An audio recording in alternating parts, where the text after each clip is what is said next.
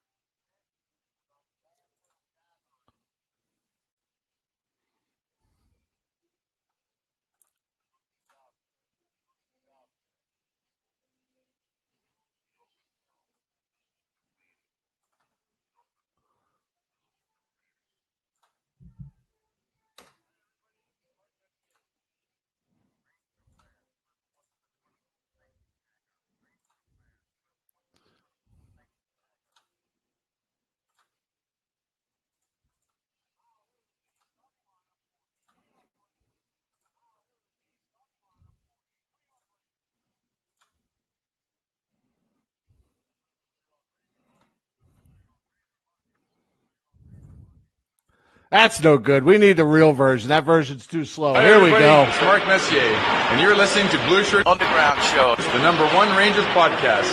Make sure you tune in to find out all the latest news. Let's go, Rangers. Can't get fired up for the show with the slow version. There we go. Hello there! Blueshirt Underground, motherfucker!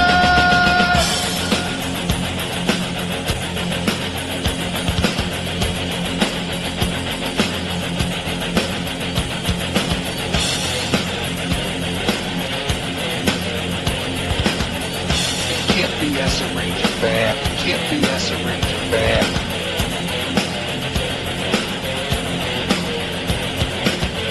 This is an unlawful gathering. This is an unlawful gathering. The truth is out there. The truth is out there. This is the underground. This is new media. This is the underground. This is new media.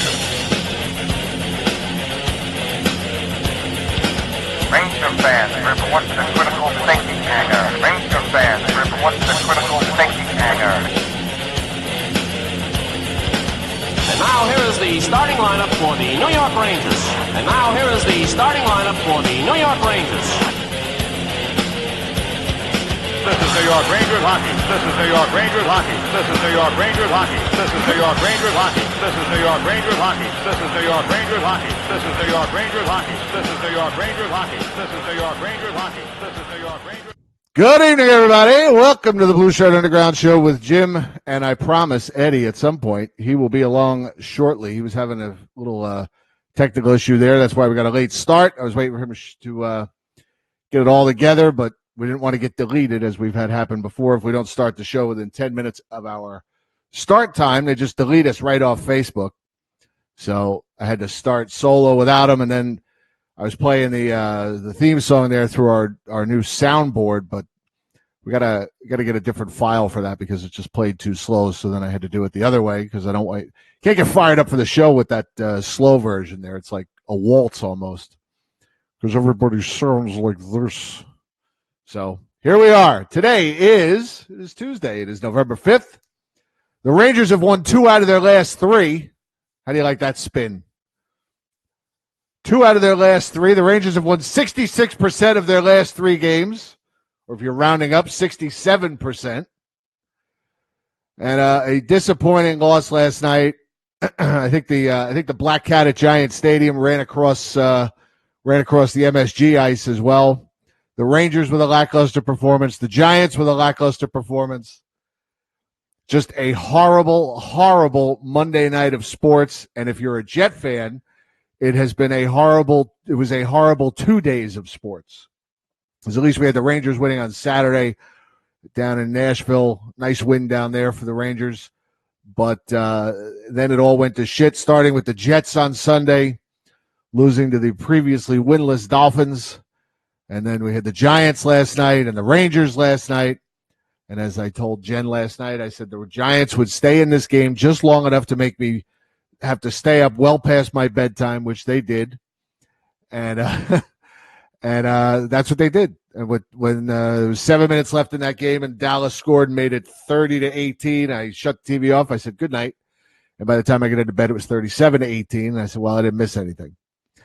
So, yeah. And as Ryan Leach mentioned, Carlos Beltran also hired by the Mets as manager. And depending on how you feel about that, that may just extend the horrible sports weekend for New York sports. And I saw that I was going to wait for Eddie, but I'll mention this now. I saw that I guess Mike Francesa is once again leaving WFAN.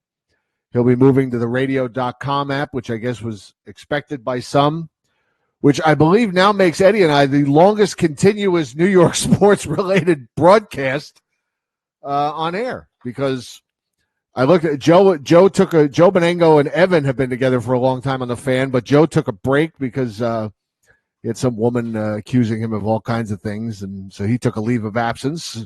Whereas Eddie and I have never taken a leave of absence, only our senses. So, and hopefully Eddie will be along here in just a minute. Let's see if I have any Facebook messages from him. Nothing yet. He usually keeps me. If something's gone really wrong, he'll usually let me know. Fartgate got him.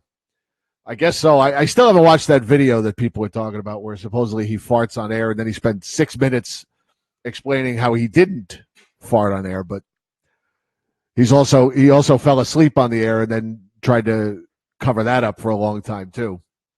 So anyway, I'm sure Eddie will be here soon and we'll get things going.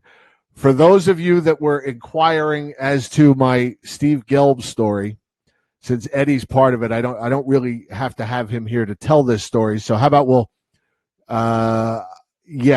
Yes, Ryan, I most certainly have. I'm probably already in this show at Pizza for Dinner, so it'll happen. It's bound to happen at some point. Anyway, so I'll tell you here's the Steve Gelb story. For those of you that saw my comment on Facebook with him interviewing Carlos Beltran, Steve Gelbs is this little pansy-ass, boring John Giannone clone, sideline third base dugout reporter for sports for SNY, the network that covers the Mets. And years and years and years ago, many moons ago, Steve Gelbs was a regular caller into this show. A regular caller. Would call every week. We had he was like a regular caller. He was a nice guy, come on the air, talk to us, but he was a nobody. He was just Steve. When we knew him, I mean, he was absolutely nobody. And this was at the same time that the Rangers, where we had finally, after months and months of trying, had finally started to break the ice, pun intended, with the Rangers, and to the point where hopefully we were going to start working together a little bit, maybe getting a guest here and there. They were going to start. They had shown an interest, which now I know was all bullshit, but they had shown an interest in our show. And now, but this is all transpiring at the same time that Steve Gelbs is a part of our show. But Steve Gelbs, like I said, at the time was an absolute nobody. So anyway, so the Rangers had come to us and asked for information about our show, how we did it, what network we used, how we went about getting guests, things like that, how many people were listening, did we have any advertising? And, at the time I was dumb and naive and I bought into all of it. And then the next thing we know, Steve Gelb stopped calling in. And then the Rangers announced on their, Sean, 2010, probably in the summer of 2010, if I had to guess. I don't think it was 2009, so it was more than likely 2010. All right, I think we've got Eddie, so let's bring Eddie in real quick. Papa, can you hear me?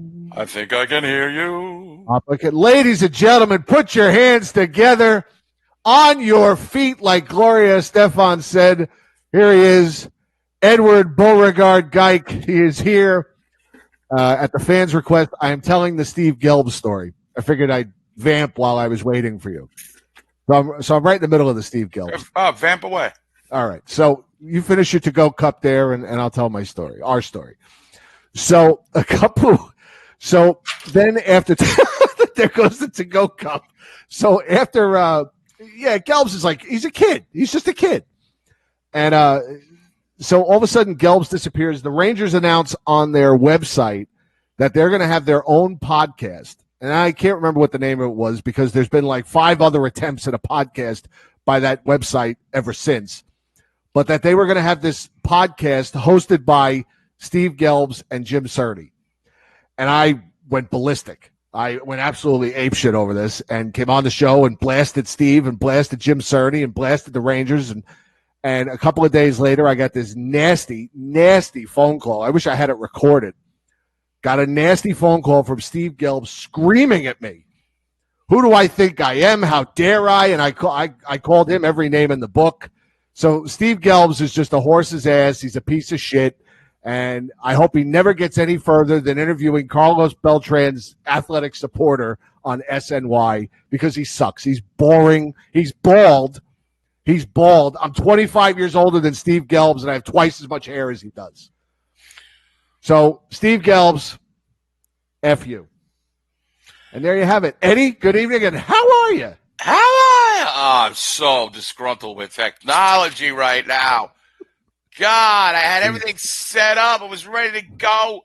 And then some gremlin got inside my computer. I got a new computer here, and it works great. But there's a lot of bells and whistles I don't know about. Some unfamiliar places I have to venture into. Got the old Tandy 1000 fired up over there, and it just ain't cooperating. Dude, let me tell you, I bought what they call a gaming computer. Ooh. And I didn't realize that this gaming computer has no... It's a lot for Schnagels. I go for the big bucks. When I go big. My son's got one of those things worth it. It's like he didn't have a car for a while, but he had a gaming computer. This thing's like a $1,500 machine. Dude, he brought it here when he came to stay when we went to Vegas. He brought it here. Let me show the fans at home. Yeah, here we go. The computer looks like. Oh my! Yeah, this is lights. Wow. Look at this. Inside there. This looks like the opening night intro at Madison Square Garden. Yeah, I mean. And now, number 24, Capo. I mean, this thing is sick. The only thing it doesn't have is a DVD or a CD player in it. So it's like, I found out I was trying to install something. Not that you really need that nowadays. DVDs and CDs on a computer are pretty much obsolete at this point.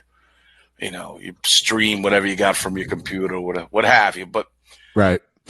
But it's there's some new things, and the volume settings were all screwed up. I had them all set. We did the practice show the other day, and all of a sudden it goes kapoop kapop, and I'm sweating over here, pissed off, yelling, screaming, "What the fuck?" But everything's okay. Didn't ruin my mood. The venom that you spewed, Steve Gelbs, got me right into show mode. Right. Yeah, Steve Gelbs, I don't know, they just mysteriously, and I think as I remember, because there was so many that's the word I'm looking for, incarnations of that broad. I remember we used to make fun of them because they're the same, once they got done with the Ranger alumni, they were done with guests. They didn't have anybody else. It was like Dave Maloney. Right. They trotted out everybody they could get a hold of for $100 for the '94 team, and then and everything was pre-recorded. Nothing was live. I mean, who cares? I mean, come on. It was piss poor, but what do you expect?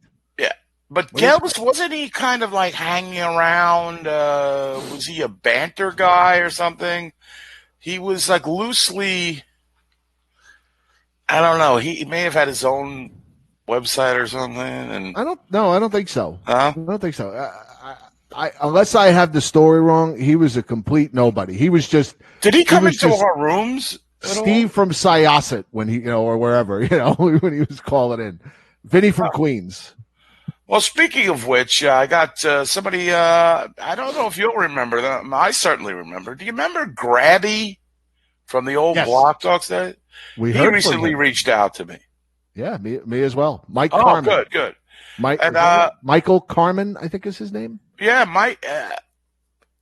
It's so funny. You still remember these screen names like years and years. I mean, you know. Right. You can tell. Wazili, Master of Brutality. I mean, all those chat room names from Blog Talk. Yeah. So yeah, Gelb's Venom. Well, listen, anybody who makes it and makes money out of this, we do have Venom for. Well, I'm glad he didn't make it in the hockey world. I mean, the Mets world, whatever. That made Kevin Burkhardt a star. Right. So, but not Steve Gelbs. No, it's not happening for Gelbs. All that made him was bald. Hey, listen, our friend Colin Cosell is employed by the New York Mets. Yes, he is. Also, he's doing some kind of lacrosse thing. Yeah, at the Coliseum or somewhere. I don't remember the name of the team, but yeah, good for him. Ryan Leach mentioning the great Stan from Bayside who could not make the Facebook conversion. He was left behind. Yeah, we had to. Yeah, we might have. Listen, he was a victim of technology. Yeah, we had to leave Stan on the battlefield as we moved on. Yeah, I mean, he started warming up towards us at the end, but I get that thing straightened out. Yes. Hopefully, Stan still catches us on podcast. Yeah, weekend to the city. I ain't going to that. Right. He was one of those dudes. Right. Speaking of, we are only 18 days away from the viewing party. So funny. That date I've been hammered with people asking me to do stuff on that date. And I've had to refuse because of the great viewing party we're having. Yep. It seems like the 23rd is a hot date. It's the weekend before Thanksgiving. We will be at Slattery's. And in case anyone needs a refresher, here it is.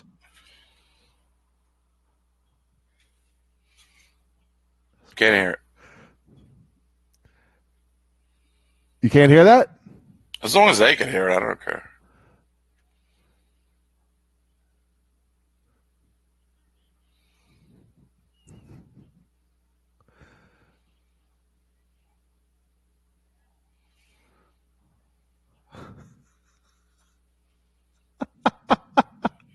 I'm assuming it's the coat rack bit. It is. Why can't they hear this? See? Wait a minute. Silence. Wait a minute. To answer Ryan Leach's question, when you fix this, I have not farted on the air. I think I've shit myself. I don't think I've ever farted while on the air. See, when I shut down my computer, all my settings. Hold on. This is what happened to me, I think. All my settings got changed here. Hold on. Can you guys tell me if you guys can hear this? I can tell you. All right. Well, yeah, you can tell me. Here, can you hear this? Did I miss something Yes. here, Joe? It's playing it slow again. Did I miss something here, Joe? And why can't... Oh, wait a minute. Hold on. Convert it to a wave. I heard that. Did I miss something here, Joe? Okay, now can you hear it? Yes? Yeah, but it's playing slow again. Yeah, it's that particular file. Okay. All right. Is this the test show again? Right? The test show plug. All right, there we go. Okay. Yeah, it changed all my settings, and I didn't realize it. All right, I got to just... Look, every week we learn something here. So what do we got here? It's so... I noticed that this is something that's totally off topic. Like, are you still fiddling around with that so I can... No, I'm good, but go ahead. Oh, no, forget about that. No, go ahead. I noticed that a lot of... I listen to a lot of sports talk radio. Right. Not because of any information I could glean, because they don't talk about any of the sports I like. So, and nothing really like, who wants to hear about the Jets? I mean, really, from my point of view, the last thing you want to hear.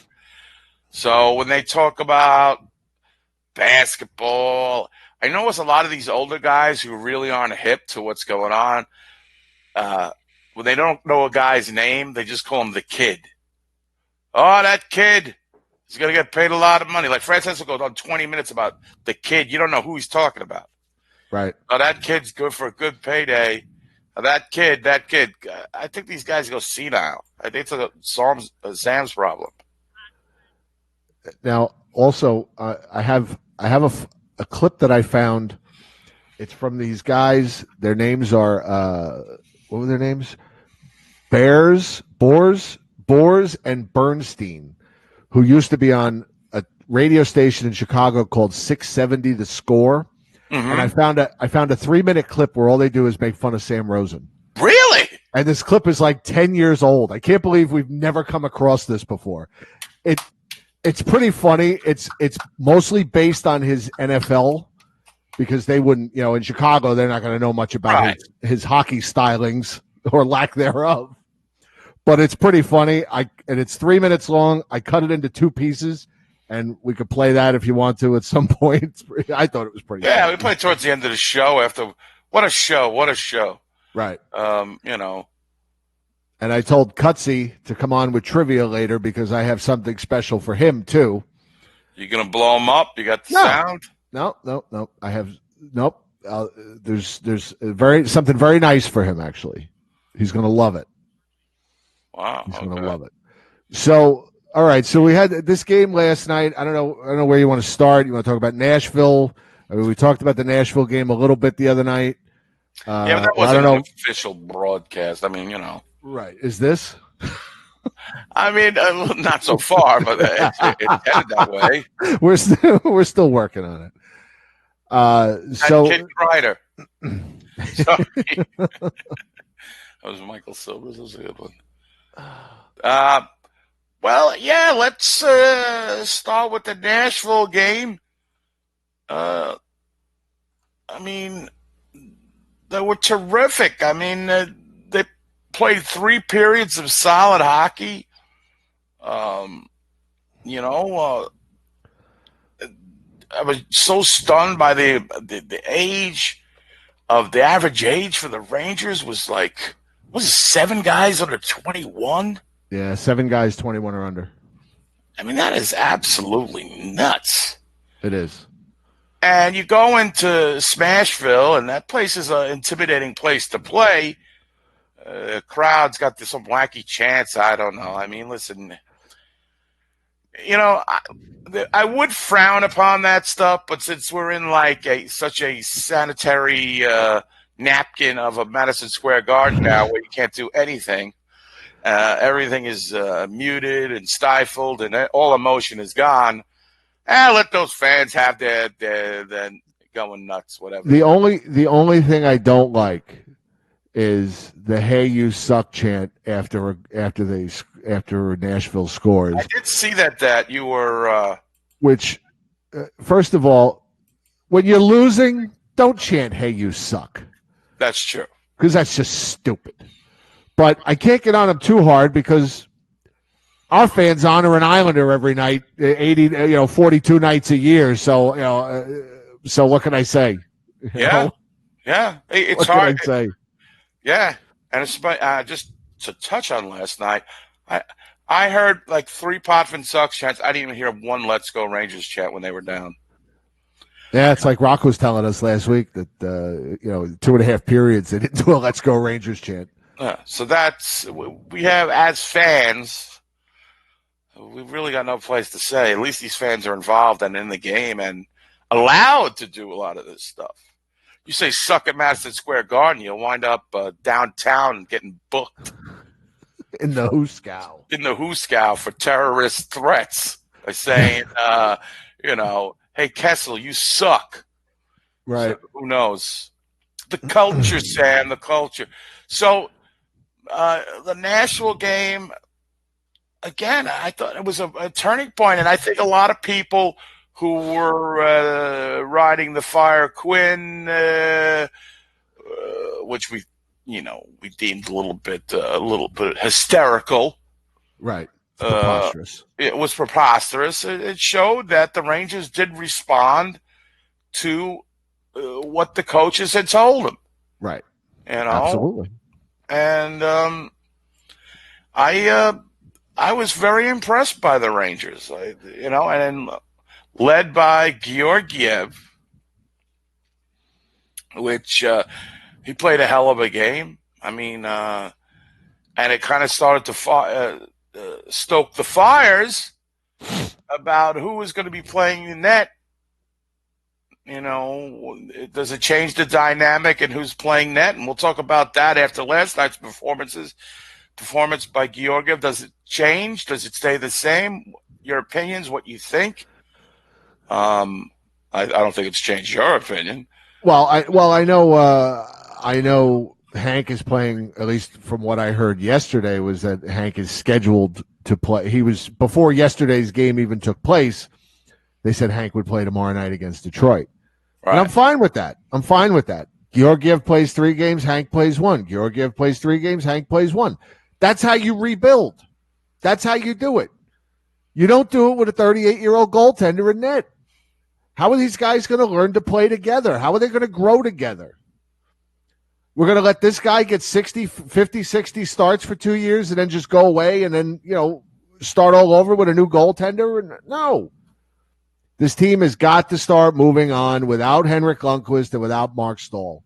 And if Henrik Lundqvist wants to be in New York so bad, fine. Enjoy your 15 games. And we'll see you next October for your next 15 games. Actually, can we just play Hank for the next month and then send him home? Send him home. Sweden. Right. Start your Swedish vacation now. Go eat your lutefisk and whatever the hell else, your meatballs, and drink your Swedish IPA. He probably drinks Cosmos. Appletini. You think Hank? I could picture Hank ordering an Appletini, couldn't you? Yeah, with like a little Swedish fish in it. Right. He is the sweetest fish. He's all over the ice. this Swedish blowfish. Yeah. So, and this came on the heels of them beating the vaunted Tampa Bay Lightnings, who were supposed to slaughter us with Kevin Shattenkirk and the like, and Rangers. Joe. Poor asset management, Joe. Poor asset management, Joe. Kevin Shattenkirk. Sean McCaff is in the chat room, and he said that Hank drinks Midori sours. I don't know what that is. A Midori sour. It's basically just Midori and sour mix. But Rangers, again, that Nashville game, Rangers get a lead.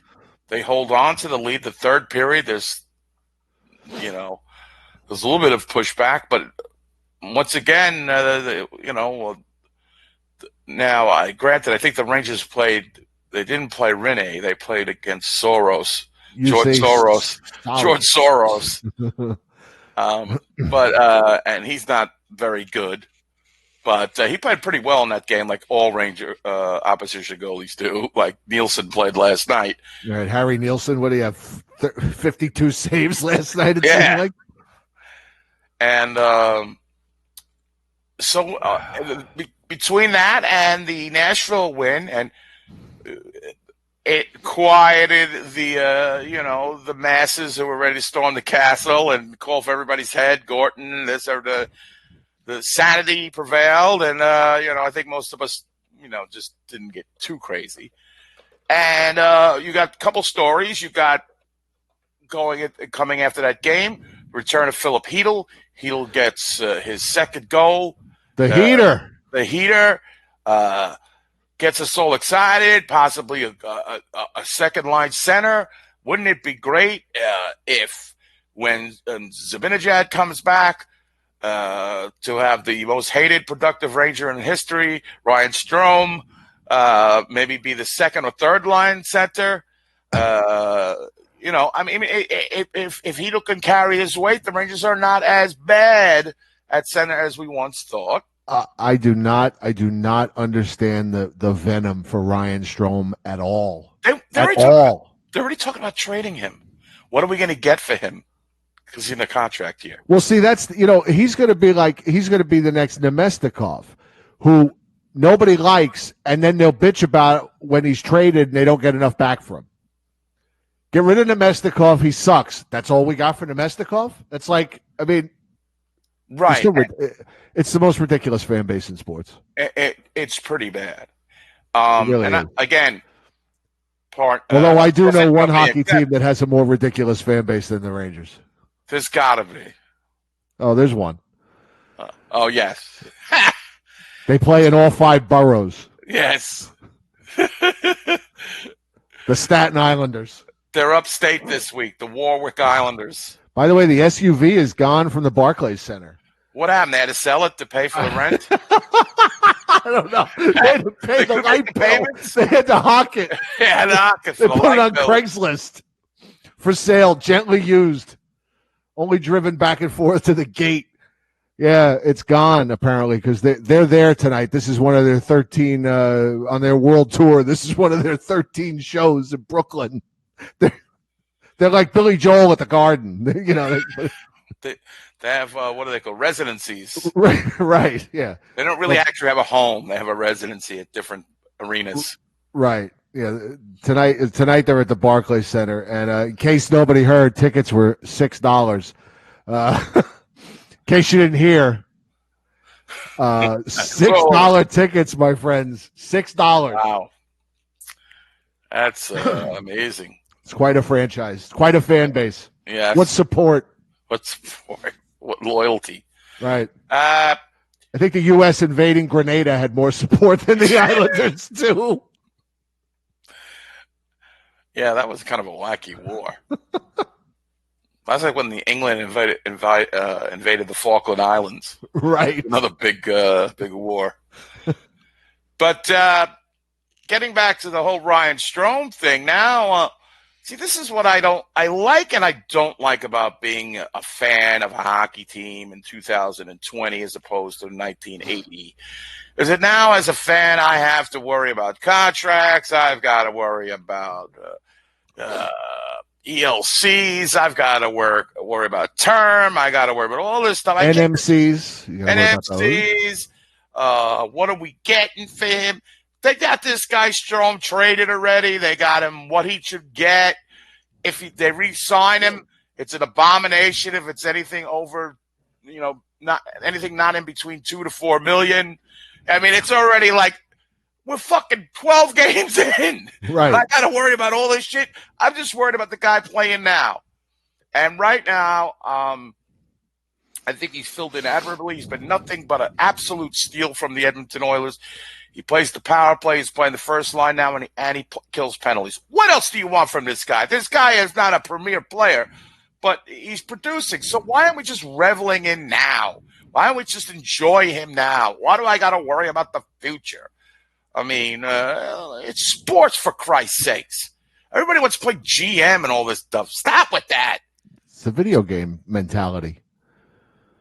I guess the video. It's look at the trades I can make. Oh, I got to trade this guy and get a first round pick for him.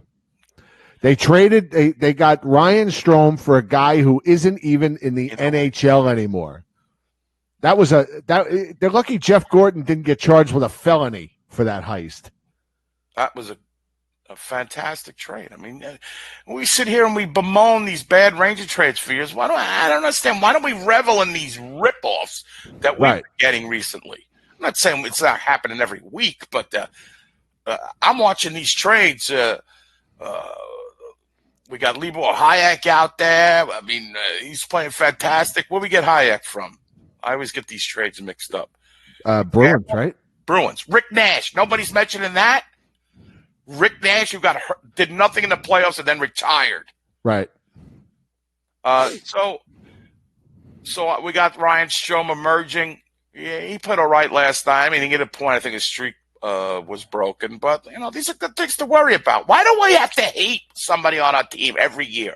Can there be no GOAT on this team? Whipping boy. That was your decree a few years ago or during the playoffs. No GOATs. No GOATs. Now Marc Staal's not playing. We got to talk. I apologize. Libor Hayek came from Tampa Bay, and I thought in that trade. I'm sorry. Was it? They got so many players in those two trades. I forget who they got from where. Was it Rykhoff they got? Rykhoff came from the Devils. That was in the Grabner trade. He's the guy. Now, who's the guy we got from the Bruins then? Lindgren. No, come on, Lindgren. Who's playing with Hayek and playing very well. I really like the two of them together. Yes, I really like Lindgren. Hayek's good too, which is amazing. Since all the veterans on this team stink except for Trouba, and Trouba's 25. Right. Shows you like a veteran. He's 25. Right. He's the grizzled veteran. Yeah. I mean, Shea and Staal. How bad is Brady Shea? He's bad. I mean, really. He's not Ottawa bad. I hung in there a lot longer than most on Brady Shea simply because he was young and he's a good skater. He's a great skater, but I mean, how bad is Brady Shea? That deal looks worse and worse every game. That contract that he's got, because he doesn't do anything other than take penalties and play even strength. He doesn't play the power play. I'm pretty sure he doesn't kill penalties. Well, he certainly shouldn't the way he plays, even strength. But Kevin Shattenkirk's wife likes him, so I guess maybe that's why he's staying in the organization. There is that. He's aging like fine wine, as Mrs. Shattenkirk likes to say. So it's so there's some good things. Like I said, the Filp Chytil return, it almost makes you shake your head. Why was he sent down in the first place? But maybe he learned something down there. They mentioned that. Did you hear that statement that he said he was watching tape of Ovechkin? I thought it was Ovechkin or Crosby. I heard them say he was watching Crosby. You're right. Okay. It was Crosby. Yeah, he was what? Why is Filipino watching Crosby? I don't get it. Whatever's going to make him a better hockey player, whatever makes him a better Ranger. I don't care if he's watching Sandy McCarthy videos. If it makes him a better hockey player. And he's a little dynamic. I like Filipino. I always liked him. I don't understand why he was sent down to Hartford, but maybe they certainly know more about how to get these kids motivated. And he came back motivated. It worked again. I've seen Quinn and this organization trying to motivate players since his tenure here, Quinn's tenure here, and I think predominantly it's worked. Right. It hasn't fallen upon deaf ears, and these players respond, and it showed in those Ranger 2 victories. They came out and they played 3 periods working high battle level hockey, and I think it paid off. I mean, they beat 2 good teams. Right. And then lost to one of the worst teams in hockey. But you know what? When you're not very good, or when you're an inconsistent young team, that's what's going to happen. You're going to have nights where you play lights out, and you're going to have light nights like last night. The trick is to not let last night become a habit. Right. And I think what happened as we parlay or move over to last night's game, what you had was a Ranger team that started out fantastic for the first 8 minutes of the game, like still on a roll, playing with confidence, and then got led astray by fisticuffs and nonsense, and then suddenly found themselves down. And because they're such a young team, I think their mindset and their distraction level is very high, and I think their confidence level is very fragile. And that's what you saw. Yeah. You saw them totally get away from their game. And there were several fights after that. It was a lot of fights. It was good if you were like an old school fan. You're like, oh, everybody's fighting here. That turned into like a schoolyard game. But really, and I'm not going to complain. I'm not going to pull a Howie Sussman here. Sorry, Howie. But really, the turning point of the game was when the officials blew the call when the Duke, Anthony Duclair, celebrating his 300th game. So I guess even though and it's 299th team. Also, when he jumped over Georgiev to cross-check Ryan Strome while Strome was engaged with Tkachuk, he cross-checked Strome right across the back. He gets no penalty. And the Rangers wind up shorthanded after all that nonsense, and they score a power play goal. Now, again, is it the game, set, match that early? No. But I think it was, again, a hosing by the referees. Then it made it a 5-on-3, and then it was all crazy after that. And I think the Rangers, as a young team, I don't think they lose confidence, but I think they forget the mission statement of the game is to just play hard, forecheck. Yeah, that one it got away from them. And then it was. I'm sorry. And let me just say for the record, how punchable a face does Brady Tkachuk have? Does he just look like? I mean, if you just saw him like walking down the street and you had no idea who he was, wouldn't you just look at him? You just want to punch him. I mean, he's just got a punchable face. He is so smug and smarmy looking. Did you see the video they showed of Claude Lemieux and Keith Tkachuk fighting? Yes. When after the kids went at, that was interesting because right after they fought, I said to Jen, I wonder if their dads ever went at it. And sure enough, they pull that video. That was amazing. And does it? Speaking of Brandon Lemieux, do you find it odd that he plays the second power play unit? I find it very odd that he plays the second. I like him as a player, but he's not on the power play. He's not a power play guy. He doesn't have this. Costa's hysterical laughing in the studio. I don't know what's going on down there. I don't know if somebody's tickling his. I don't know if somebody's tickling his feet or what, but he's going crazy. Yeah, he's a third line. He's a third line mucker. I mean, that's really what he is. He's a tough guy. He'll mix it up. He'll protect every guy on that roster. But he's not a power play guy. He's just not. I think Quinn likes the fact that he gets in the front, a la Kreider. Right. But no, I'm not seeing it. But and he started the second line unit a couple times last night. Yeah, he did. I feel like Jacob Trouba. I haven't looked at the minutes, but I feel like he's been a little bit diminished in the last 5 games or so, and that may just be kind of a correction because he did log so many minutes in the first 4 or 5 games. But I feel like he's been a little bit. I wouldn't say, not him. I just feel like they haven't been relying on him so much, which is good because they're only 3 good sets of defensemen out there.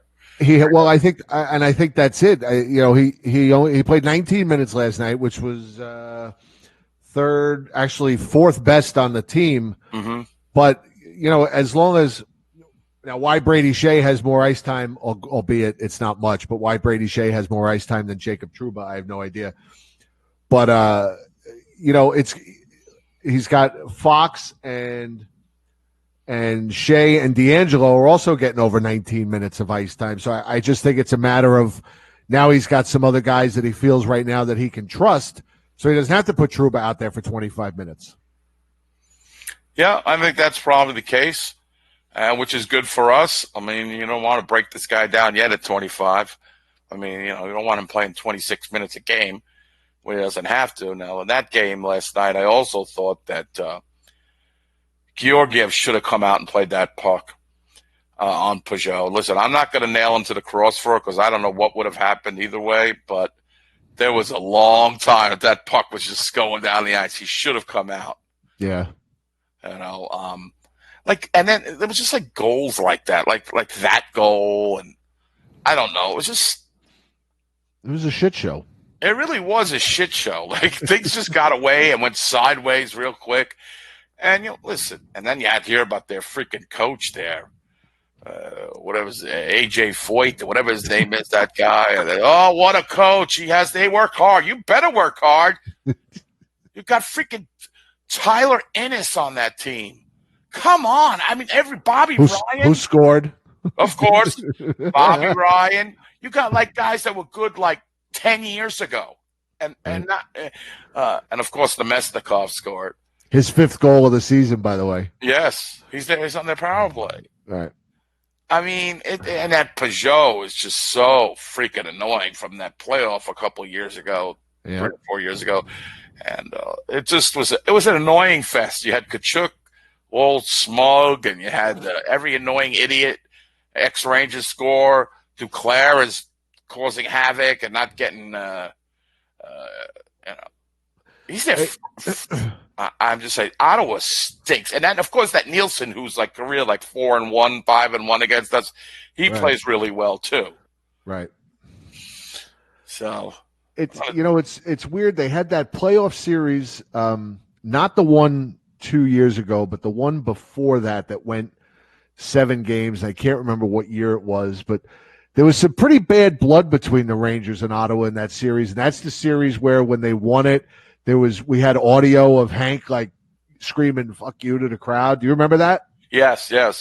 So I mean, it's just weird because I mean, obviously most of those players from both teams are gone, but I don't know why there seems to be such bad blood between Ottawa and the Rangers, but these games are pretty feisty. Yeah, it's a weird dynamic that those two teams.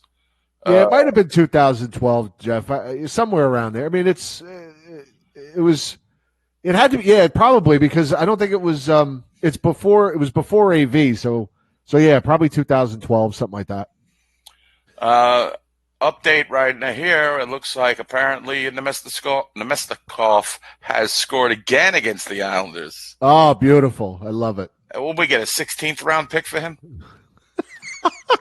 in 2031. 2031. That's all we got for him. So listen, I have faith in Quinn.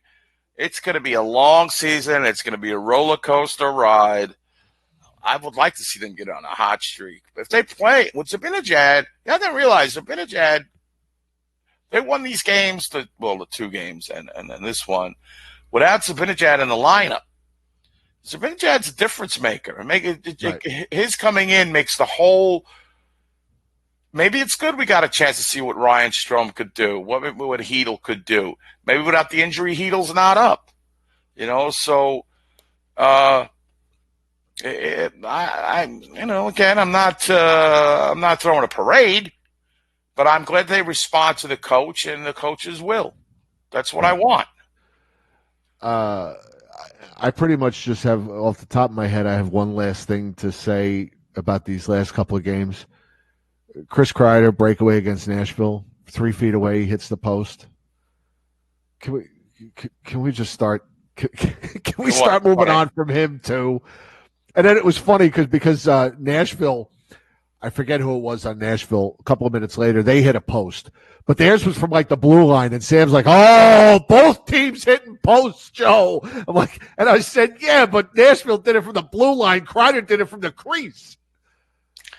You got a breakaway and you hit the post. I mean, how do you? It's just he's so frustrating.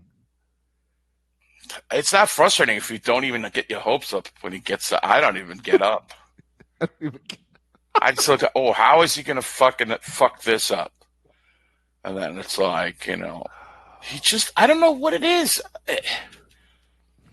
And all they do is talk about what a great leader is. He's talking to this guy. He's talking to that guy. When they start giving you that bullshit, they'll give you the stuff giving Nash how good he's on both sides of the puck. Right. That's the next thing to come. Well respected in the locker room. They really like his defensive play. And it's funny because it's against everything he should be doing. He's in a contract year. He should be wanting this happened this last year when he was up for a contract. He isn't producing. So it goes against his own, his own, what's the word? Best interest. Best interest to freaking put the puck in the net, you moron. Right. I mean, come on. So I can't help him. There's nothing we can do. I can't help him. I could scream. I've done all I could do. I've screamed. I've yelled. You've had him on the show. I've had him on the show. I wish we could have him on the show now. Like, CK, you got to stop shooting at the goalie's pads. Right. Or whatever. Taking that useless Rick Nash shot you take. It'd be great to have him on the show now and play the clip from 10 years ago where he says, the thing I need to improve most is my hands. And then you just look at, Chris, this is what you said 10 years ago. Why didn't you do anything? Well, Chris did do it. Listen, the guy got 28 goals last year. That's not I don't know how, but he did. Name one. He also scored a lot of big playoff goals and clutch goals when he first came to the Rangers. Yes. That first what season. happened to that magic? I don't know. Maybe he used it all up. But they want us to lighten up on Kreider. Listen, we're not lightening up, even if you're a charitable donor or a Patreon. We're still going to tell the truth. Yes. And the way we see it, and you feel free to disagree, but I ain't lighting up on this guy because at this age he should be a leader. He should be out there for example by scoring some goals. They need help. Yes. And thank you to Diane Eck and Matt Brown, both of whom have joined our list of Patreon supporters this week, which you can do by going to www.patreon.com/Blueshirt Underground Radio. Kick in $1 a month, $2, $5, $10, $100. We'll put you in our private Facebook group. We do live video recaps after almost every game. Eddie posts some old-timey videos in there. I'm going to put a video up maybe tomorrow. Cool. Good stuff. 80s. And, that we do appreciate it. It helps keep us on the air. It helps, defray our expenses here. So this is all out of pocket. Everything we do is out of pocket. I picked up some good swag for the viewing party. Did you? Yeah. Oh, that reminds me. I think I told you this, but I don't think I said it on the air. We also got so I believe we have a copy coming of George Grimm's new book, Guardians of the Goal, which is the history of New York Ranger goaltenders. He is sending me a signed copy to give away. George has been on our show. He's a good guy, knows his Ranger history, and so we'll have that to give away. We're going to have a lot of stuff to give away. I'm ordering shirts and whatever else I can find, and we'll have to get some new stickers. Everything will have the nice new logo on it. This is going to be all brand new stuff. Blue Shirt Underground show stuff. Wow. I'm still rocking the video, the radio stuff. I got to get this changed. If you got anything with that logo on it or the old radio logo on it, it's all going to be, that's all collector's items. What you want now? Oh, wrong finger. There we go. That logo. Everything will have that logo on it. The one you see up in your corner there. The plate that says Jim. No, yeah, the plate that says Jim with the King Kong Bundy card above it, which you can't see on the air, but it's up there. Anyway. So come on out to the viewing party November 23rd. We can talk to Costa whenever you're ready. He's waiting, and then we'll get Cutter on in a little while to do some trivia. And then I got that Sam bit whenever you want to listen to that. All right, let's go to Costa first. All right. Costa from Ossining, New York. I mean Sing Sing, New York. Here he comes. What's up, Costa? Same old shit. What's going on, brother? What were you laughing at? I'm get a little more soda while you talk. The chucklehead? Yeah. Man. So were you able to get through the whole entire Ranger game, or was it basically a shut off after 4-1? The Senators? Yeah. I was like, I saw after the fights, I'm like, ooh, this ain't going to end well. Because that's the kind of team they are. They're a gruff team, right? And they made the Rangers lose. The Rangers lost their cool, and the rest is history. It was the same. Would you say it was the same shit in the playoffs with them? When they need to learn. They need to learn how to play this fucking team. Don't get all flummoxed and shit. Well, yeah, I think that was really, I said it earlier, and I agree with you totally. I think that, they forgot the mission. The mission was to play hard, and they got distracted by a lot. And listen, the coach they got, he wants them to play this way. He wants it to be rough and tumble and everything, and the Rangers kind of fell into a trap. I think rather trap, bullpap, banana fat. So, oh God! No, I'm just saying that I think that was the crux of it. I think the Rangers, once again, they should get back to the mission statement and grind it rather than try to finesse it, which I think that's what they tried with the having. I mean, yeah, but they're more a finesse team. But I think they cannot finesse their way to victories. I think right. I agree with that. Right, they need to work. And let the guys who are finesse. Hey, Kakko got a goal. How about that, right? Yeah. That was good. Beautiful goal. Beautiful goal. And Panarin. That's the kind of goal he was scoring in Finland. My only problem with Kakko, my only criticism of this, and please do not execute me on site, and I think it's just it happens with a lot of young players, especially players who've had success. I think he holds on to the puck a little bit too long. And he's very unselfish. Right. And in the NHL, I think you got to get rid of that puck. Boom. You got to shoot. Right. So, but how many times I was yelling, Kako, shoot the puck! Yeah, I mean, tell Kako he's got to shoot the puck. Shoot the puck, Kako. Shoot the puck. Shoot the puck, Kako. Shoot the puck. Yeah, I mean, that's how they go to a hockey game in Los Angeles. Short sleeve shirts. We'll have that. And so far, how about what do you think about the defense, Costa? You liking what you're seeing? It's hit and miss. Well, you agree with me? It's really more about the veterans now, so-called veterans like Shea. I know you're down on Shea. Yeah, Shea is basically Chris Kreider on defense. Oh! And all right, let's talk about this. I got two of you here. Marc Staal being benched for the first 2 times in his Ranger career. Healthy scratch. What do you think, pro or con? Pro. He should be benched the rest of the year. All right. See, it always goes to the extreme with him. He goes right now. It's always like, this is the thing with you, Jimmy. He should be, you like Mandar, this guy. It's a total absolute. He should be benched for the rest of the year. Why? There's nothing to be gained from Marc Staal being in the lineup. Nothing. What are we going to learn? What are we going to learn from Marc Staal? What they have. There's nothing to be. A whole lot of money. You got to play him. Why? I don't got to do shit. Is there 5.7 million reasons you got to play him? Come on now. He's a brittle old man. Time to move on. I'm telling you right now. Just making things up. What is he hurt?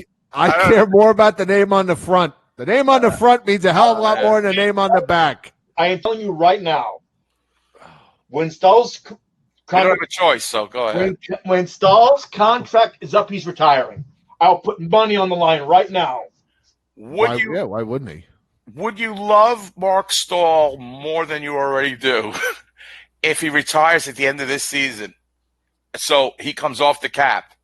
He won't do that. I'll retire his number. Why wouldn't he retire? If he's not playing, he's not. He knows it's over. He's not going to leave money on the table. Come on now. What? Nylander did it. Marc Staal, he'll have a job for life if he does that. Naslund did it. Oh, Naslund, sorry, not Nylander. Okay. All right. First of all, I mean, it's I like Sean McCaff said, Staal will go to Tampa for 2 years. Yeah, you got to move to Florida to retire first. Hey, you know what? I could see that. I could see him getting a job in the office if everybody else does. I mean, Jed Ortmeyer is in charge of player development or whatever. Yeah, exactly. Everybody gets a job. Say this kid's a scout. How does that guy become a scout? Anyway, all right. So you're both saying Staal is garbage right now. I didn't say he's garbage. I just said there's nothing to be gained by putting him in the lineup. Exactly. I think he's a brittle old man. Well, he is. He is. He's not that brittle. No, he's brittle. I think because he's got a glass eye. The kids are playing well. Why upset the apple cart? I don't even care. Keep playing the kids until they play well again. There's nothing to be gained by Marc Staal in the lineup, just like there's nothing to be gained with Henrik Lundqvist in the lineup. We achieved nothing. So you're going. I guarantee he'll play in the next game. I guarantee you. Staal's in the lineup the next game. Guaranteed. Well, he might be used and get the Costa lock of the week. Well, here's my thing. I'm thinking he's going to be used as a tool. Please, no comments from that word. To when a young player doesn't play too well, Staal comes in and reminds that young player that, listen, you got to get your nose back onto the grindstone. That's what I think. Mm-hmm. That's the most effective way that he should be used. Is that say Hayek has a poor game. Well, guess what? Staal's in there. And then Hayek gets hungrier, and then he comes back and this and that. But do I hate Staal? Listen, the guy has given us everything he's got. his eyes, his legs, his arms, basically everything. So, Glass eye. Yeah, I mean, I don't have much venom for him, but I want to know now, guys. Since you are Ranger fans upon the Twitterati and the Twitter, who is going to be that whipping boy on defense? Is it Brady Shea after we started whipping on him tonight? Yeah, Brady. It's already Brady Shea. It's Brady Shea? I hate to say it, yeah. I wonder if this is some kind of ageist thing. Whoever is like the oldest guy. Is he? I'm telling you right now, that guy is getting picked in the expansion draft. I guarantee you. So they're going to leave? He will be exposed and he'll get picked. He will be exposed as he is nightly on the ice. Right. Right. Going down to that one knee. Oh, boy. It's very interesting. Is Brady Shea older than Trouba? He's 25. They're let's see. Because I'm wondering if this is an Oh, ageist Joe, he's 25 and 224 days, Joe. Oh. Trouba is 25 and 252 days, Joe. Oh, Joe. Oh, Joe. The young players, Joe. I'm wondering Best friends, Joe. I'm wondering if this is an ageist thing that the whipping boy always has to be the oldest guy. Did I miss something here, Joe? Yeah, He sounds drunk. He sounds drunk there in that clip. But there's interesting things are happening, and let me get your opinions on something that's. Do you see anything from Elias Anderson? I mean, for where he was picked, I mean, I know it's early. Listen, I said this was the reboot year, right? Didn't I say that last year? I said, give him a fresh year. Now, is this one of these cases where he's got to play with good line mates? Like, we got to put him on the first line in order for him to. No. I think he should have been 3C. Honestly. 10 minutes of ice time last night. He's a -2. He had the second least amount of ice time of any forward last night and still managed to be a -2. I know. The stat freaks will tell me plus minus doesn't mean anything. That stat doesn't mean anything. Look at his heat map. Look at his sperm chart. Look at his spray chart where he sprayed. He marked his territory. He sprayed all over the place. Right. I love that laugh. It's great. We love you, Costa. No homo, of course. No promises. No promises. We'll see what happens. We'll see. We're gonna have a logjam on defense next season if Miller turns pro, and Lundqvist for that matter. Well, yeah, but I mean that's what you build these pipelines for is so that you either have it's a nice problem to have it, but then you have guys that you can go out and get other assets that you need for these guys. I'll worry about next year. Right. You bet your ass, Paulie. They're playing this Detroit team. They're playing tomorrow night is bad. They've already lost. They've already lost 11 games. The Rangers have only played 12 games. Detroit's lost. They are 4-11. It's like Pat Shermer's coaching the Red Wings. 4-11. You mean Adam Gase? But then again, I said Ottawa was bad, and we lost to them. What happened? Yeah. No, Detroit's pretty bad. And Stevie Y's over there now. He's trying to turn them around, rebuilding them. Is McElrath playing for Detroit tomorrow? Has he been brought up from the... He has been summoned, yes. Yes. From Grand Rapids. Yeah, from the Griffins. Wow. How many goals does he score tomorrow night? 3? 4? That guy. Could you imagine? Could you imagine if he joins the? He got the hat trick. I don't know. Whatever you wanted me to do, I would do because I know that is never going to happen. we need to come up with an award, like we used to give out the Daniel Gano Award for the guy that came up, lit it up, and then never got heard from again. We need to come up with an award for all these guys that leave and then come back and score a goal. Declare always gets a goal on us. The Declare trophy or something. We need something. We need like some kind of trophy. Well, I think in his case, I think it's been proven that he was, it's not like he only played bad for us or it was a bad pick. Turned out to be a bad pick because the guy's a little bit of a head case. But he's been on 7 different teams. It's not like, the Rangers screwed him up. I think he was screwed up when he got here. But you are right. He had bad knees when he finally turned pro, I think. I think he had more problems with his head. Yeah, that too. But I mean, a couple times they had to go up there and talk to him about his hustle and everything. And meanwhile, now he's playing first line with the freaking Ottawa Senators. And we lost to them. They got bums aplenty on that team. They got like every guy is Michael Haley. And we still lost to them. That's not the worst part about that team. Anyway, so Detroit lining them up. Hopefully we'll knock them down. Rangers get back to business. But it would stink if the Rangers beat Nashville and Tampa and then lose to Ottawa and Detroit. The fan base will go back into Ranger crisis. Right. As my friend knows. They'll be in Ranger crisis mode. Oh, my God, the sky is falling. We're all the game's not till 8:00 tomorrow night. Who's fucking NBC? Okay, why are they pushing these games back? Oh, and that's another thing. Uh-oh. This fucking league. Whose idea was it? Now, I understand that the football teams aren't good in New York right now, but the NHL has no way of knowing that. Whose idea was it for the Rangers to play not only on a Monday night when the Giants are playing, but then they're going to play Sunday afternoon at 1:00 when the Giants and Jets are playing? It's Kids Day, Jim. Oh yeah. For any parent that has $600 of disposable income to take their kids to a Ranger game. Bring your kids. Yeah. Yeah, just pull your yacht right into New York Harbor and take them to MSG. Kids Day. Oh, yeah. Are we going to get one of those kids up in the booth so Creepy Joe can come out?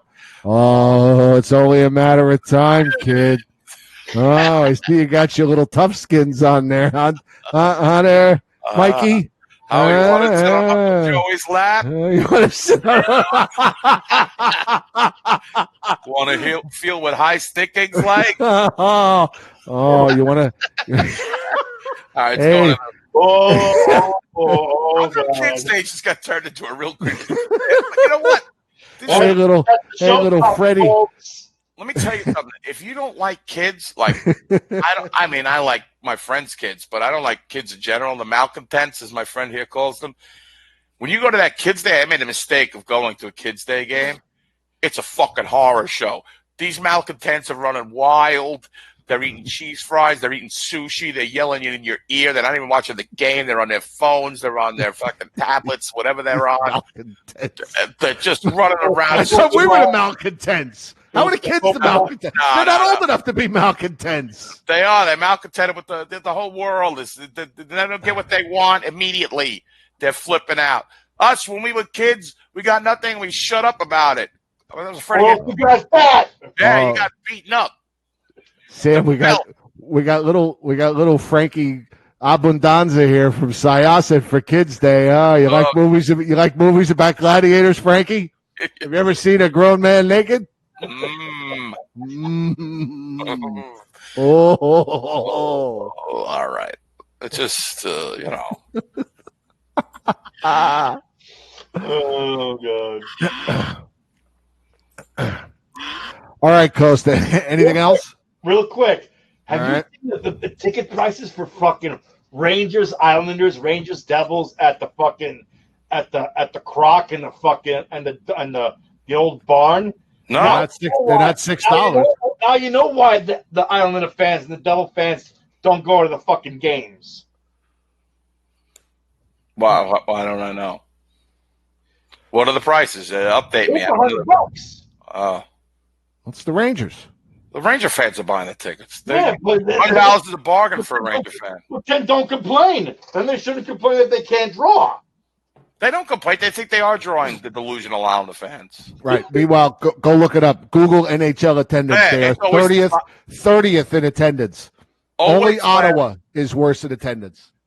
They're near the bottom or always last, but yet they're sold out every game, according to these delusional idiot Islander fans. Yeah, because the Cretins. Because what's it called? The Stub Hubs and all those things buy all the fucking tickets, and then they can say, "Oh, it's only a paid sellout." It doesn't mean it doesn't ask in the seat. You know what I mean? Pajot scored again for Ottawa with an assist from named Stinkoff. Wow. I don't know.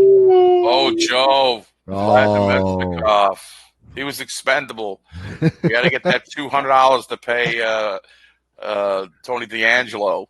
I don't have an attendance yet for tonight's game at the Barclays. The world awaits. I hear they're all in Times Square watching the game on the Jumbotron. All right. Anything else, Costa? Nah. All right. Take care, my friend. Talk to you later. All right. Bye. Ciao. All right. Are you ready for Cutter? Well, let's just do the Sam bit. You want to hear this Sam bit first? Yeah, All right. yeah. All right. Hang in there, Cutter.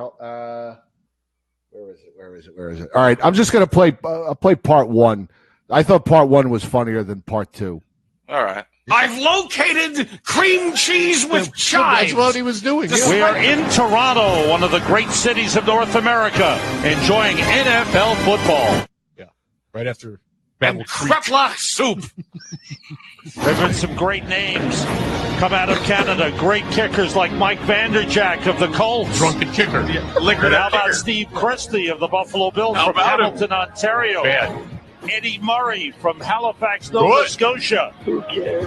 And Mitch Berger, the great punter from Kamloops, British Columbia. Southwest. Your list of Some NFL great Canadians sucks. have contributed to the NFL. Some great names.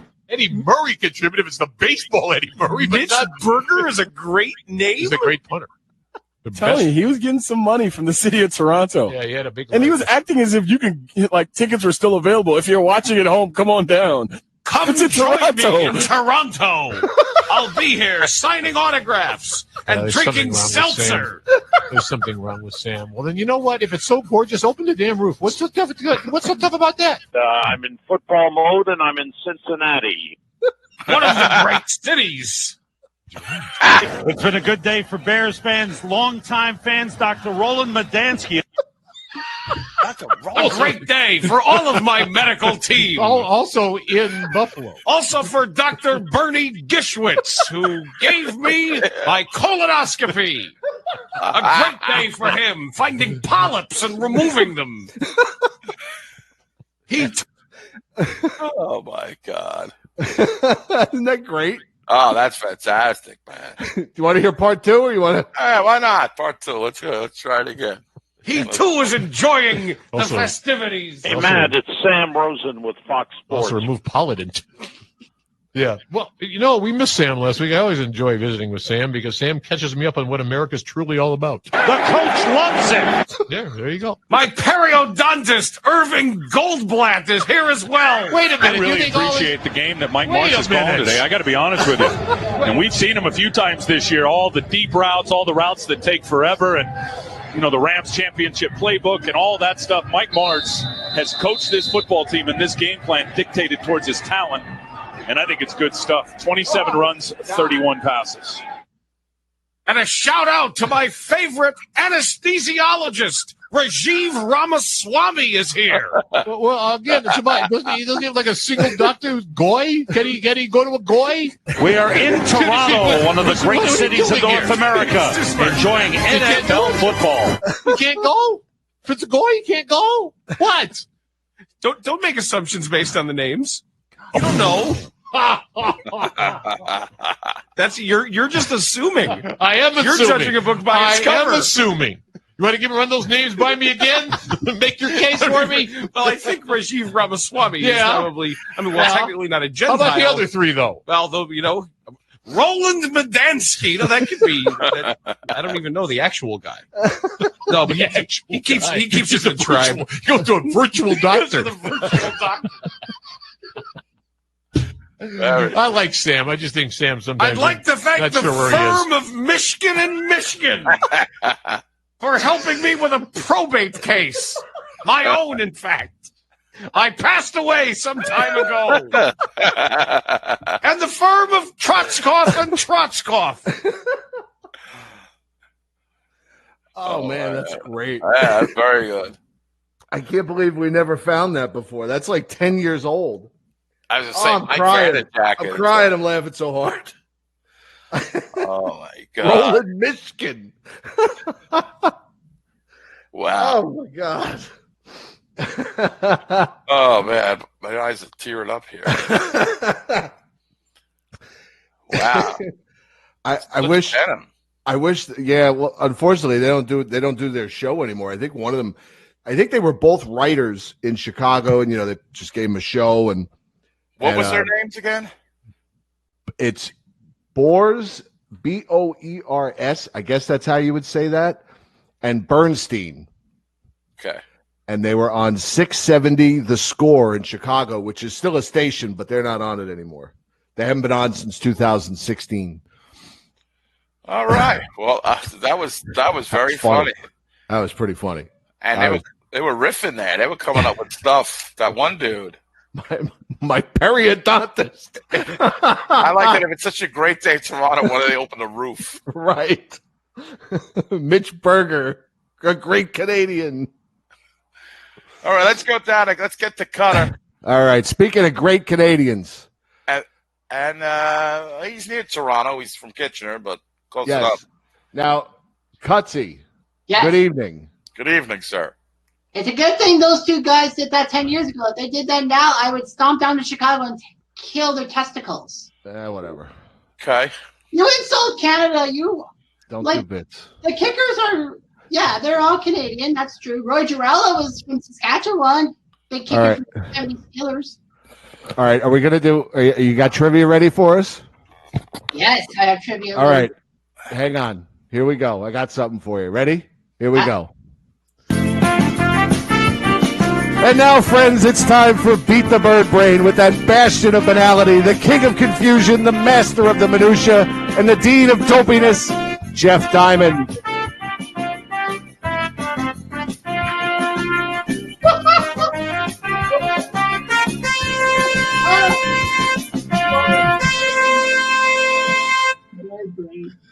Now, I want to thank, we have to thank, let me see, I have to find this guy's name really quick. I believe his name is Rich Bennett, who sent me a message the other day that he listens to the show. He's a longtime listener, but doesn't participate in the group. And he made that song just for us to play when Cutsy's on the air. So hats off to you, Rich. Song, Jeff. And he sent me the link with the song, and it's called Beat the Bird Brain. Wow. Just for you, baby. All right. Give us a trivia question. All right. No problems. Okay. So everyone recalls Marc Messier's Stanley Cup winning goal in 94. But who were the other three Rangers who scored cup winning goals? Cup winning goals? Yes, sir. Oh, boy. Brian Hextall was one of them, wasn't he? Yeah. How about Frank Boucher? Yep. Good job. That's two? I got two out of the other three? Yeah, I tell you, Jim, you're doing great. I have no idea. How about I'll go Bun Cook. Oh, you were so close. Was it Bill? It was Bill Cook? Bill, yeah. Oh, but they're twins. I got to get half credit. Mike Halleck's applauding for me in the studio. It's not bad. Yeah, it's not bad. Cup winning goals. I mean, that's an obscure question right there. Yeah, Frank Boucher was 28. Bill Cook was 33 in overtime, just like Brian Hextall was 1940 in overtime. I was sure that Hextall had the game winner in 1940. I don't know how I knew that. I just knew it. And Boucher was just a logical guess, and really so was Bun Cook. And if I didn't say Bun Cook, it was going to be Bill Cook. So I figured, it was just a matter of picking one of them. It was either that or Ching Johnson. I think that Brian Hextall thing was in 100 Ranger things, I think. I'm not sure. Maybe. It might have been. I think so. By the way, what are the odds that the Rangers could have a player now named Ching Johnson? You think that would fly? No. Ching Johnson. I don't know. What was his real name? Irving? I thought Ivan. You might be right. Might be Irving. Oh. Somebody looked at Charlie Osby Spumante. Look that up. We're looking that up. We're on it. All right. All right, give us another one. Mike Halleck's in the preview. I can see Mike now. What's up, fellas? Can you hear me? Oh, yeah, how'd you get up there? Well, I didn't put him up there. I don't know how he got up there. What's up, guys? Says I'm live. Mike? So hey, how are you? All right, so you're here for trivia. Go ahead, Cutter. Do another trivia question. Sure. Okay, this is a tough one. Who dubbed Mark Messier Mr. June, a reference to Reggie Jackson's Mr. October name? Mr. June. Yes. Who's the guy who gave Messier that distinction? Joe Catroni. Gary Thorne. Mike, got a guess? Oh, crap. How about Glenn Sather? No, it was a government official. Who the hell? Pierre Trudeau. Nobody cares. Move on. Next. Margaret Thatcher. Bill Clinton. Margaret Thatcher. I don't know. Okay. Margaret Thatcher. That's a good one. Easy hint. Think Trump. Winston Churchill. Think Trump. Who's Trump's lawyer? Oh, Giuliani. Giuliani. Oh, Giuliani. All right, next.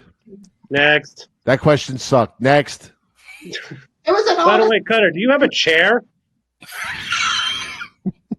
He's sitting in a chair. He's just very tall. Oh, my bad. It just looks like every time I see you, you're standing. He's just very tall gentleman. Thank you to the chat room. Ching Johnson's real name is Ivan. Yeah, I knew it. I called it. All right, ask your next question. Okay, Salami, come on. Get sleepy. Salami. Keep it moving. Okay.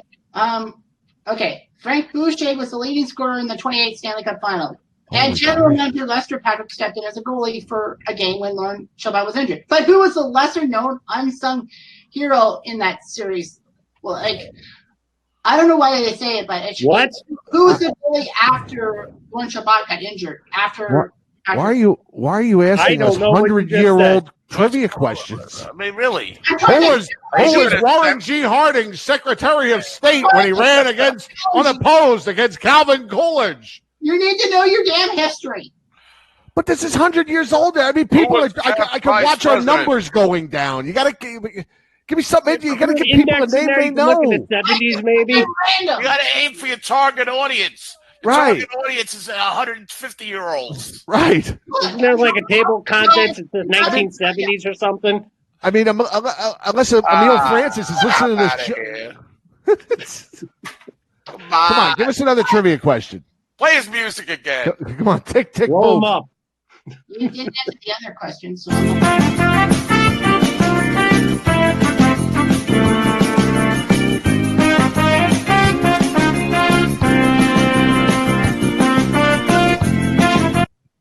All right, you got one? Well, you didn't answer the other one, so I'm. That theme music is great, by the way. You know, we don't have to answer. Just move on. Move on. You could at least try. All right. Bring back Hildebrand. That's how bad this is. Bring back Hildebrand. Put the mask on. What the fuck is this? Don't give any ideas. How dare you call me that? Hildebrand. Teddy Roosevelt. Now move on. Teddy Roosevelt. Spanish-American War. Move on. In 1928, Ching Johnson skated on a line on a third pairing when he was in the AHL with who? That's right. Stop the bird train. This one's more recent. What was the name of the hot dog vendor at Madison Square Garden in 1926 when the Rangers first played? That's easy. Harry M. Stevens. Next issue. Next issue. Next question. All right, go, Cutter, go. In 1928, what song was playing on the radio when the Rangers won the Stanley Cup? Oh, that would be Take the A Train. Come on, please, give me a question. All right. So anyway, who was the only player from Nebraska to suit up for the Rangers? Johnny Carson. Nebraska, huh? Nebraska. Sherman T. Potter. Horse hockey. Nebraska. Is it a guy from this? Give us the decade the guy's from. 2000s. Ooh. Roman Endor. Roman Endor for the win. Yeah, for every question. Roman Endor for the win. I don't even think there was a black guy in Nebraska. Oh, hello there. Let's see. Puis de garder dans, il y a le mot évoqué. Thank you. Thank you very much. I give up. Who is it? Jed Ortmeyer. Ah, Jed I Ortmeyer. actually liked him. He was a good In player. 1928, 18,000 fans at Madison Square Garden saw the Rangers defeat the Red Wings. Name them.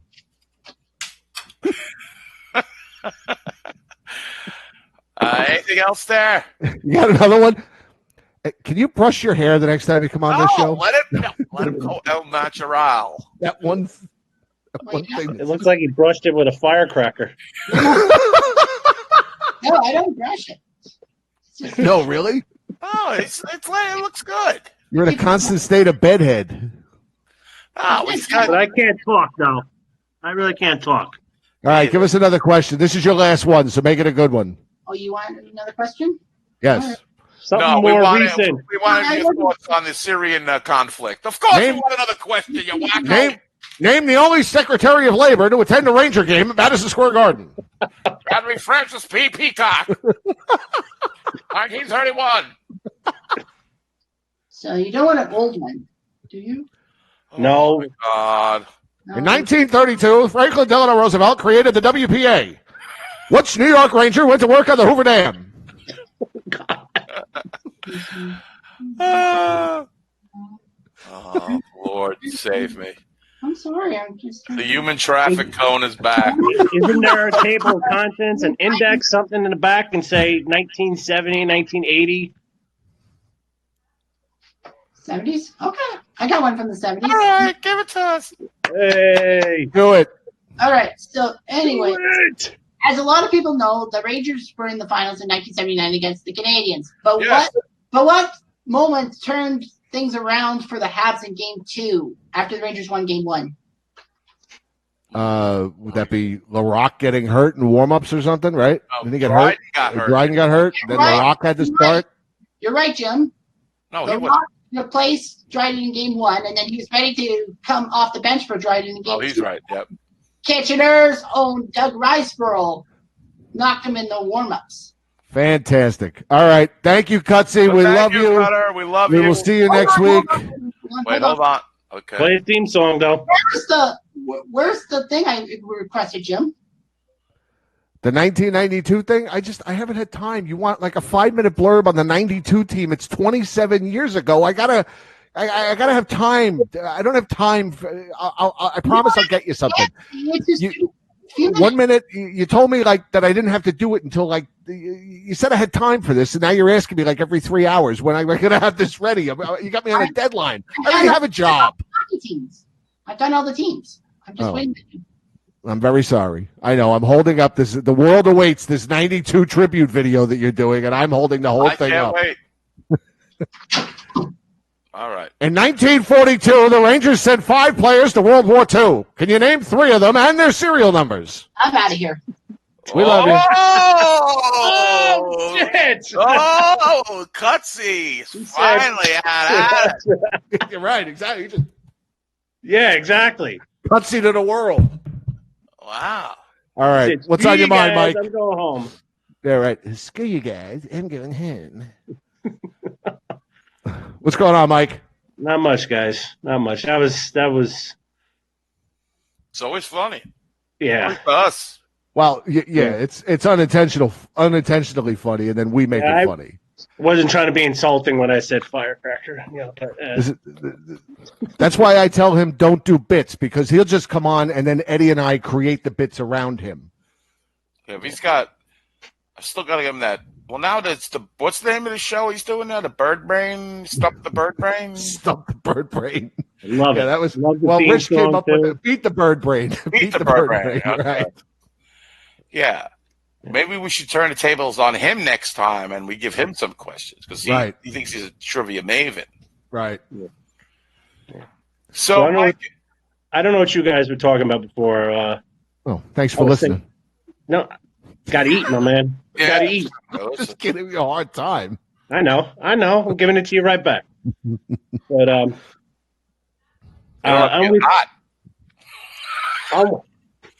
with you from before you were.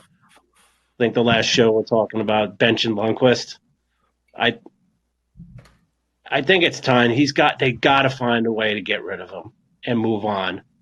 I just don't know how they do it, and I'm embarrassed as a fan to see him throw that elbow, like you said, that bitch move, and it's just they got these guys on this team that are ready to take these guys' place. Like Kreider's got to go for Chytil. Lindgren stays and Staal's got to go, but I noticed that they just play, except for last night, they play so much better with Georgiev in net than Henrik.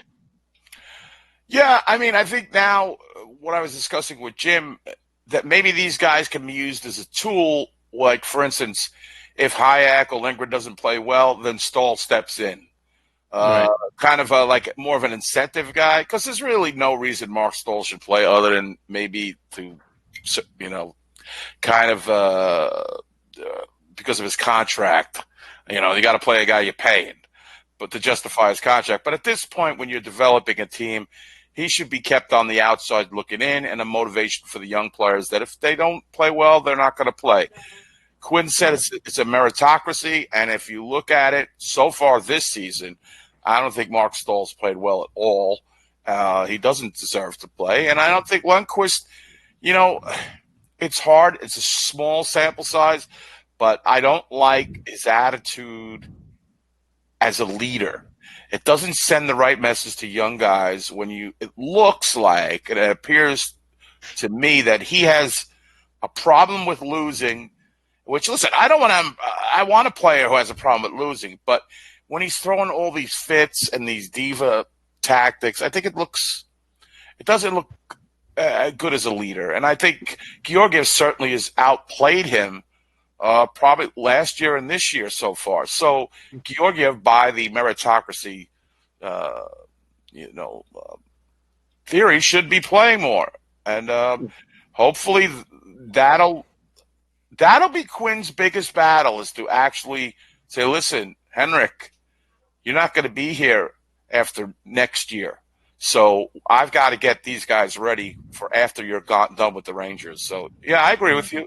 I mean, Yeah. I also think that it's time for Igor to get his chance.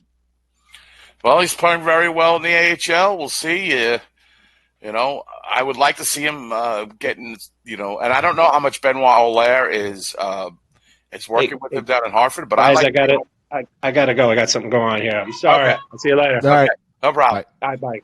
But Michael Halleck under attack. It sounded like it. Trick-or-treaters at the door. Yes. Some late arrivals. Yes, Dennis Cronin is right. I think definitely his frustration, and it's starting to show more. He just – listen, he's a highly competitive guy, but he had the decision was in his lap whether he wanted to be around for this rebuild, that he signed up for it. So you be a man. You take your lesser role. You shut your mouth. You don't break your stick. You don't give me that sad face of doom that you're just happy with. You're disgruntled with every defenseman. It's not a good look, Henrik. It's not a good look. Not good, Bob. Not good. Not good, Bob. For those of you that watch Mad Men. Not good, Bob. Not good. All right. We had it. We've said it all. We covered everything. We've said it all. From soup to nuts. Right there. All right. Let me get Doc Severinsen on here. Ladies and gentlemen, that'll wrap up another episode of the Blueshirt Underground Show. Thanks to everyone that called in. Thank you all for being here. The viewing party, November 23rd at Slattery's Midtown Pub. Rangers taking on Montreal. Come on out. Bring 10 of your closest friends with you. 10 of your closest enemies. We don't care. Looking forward to it. It's going to be a lot of fun. Eddie, always a pleasure. Fantastico, splendific, splendorific, magnificent. Once again, yes, Jim. We did it again. All right, we'll see you guys in a few days. We love you. Get out, everybody!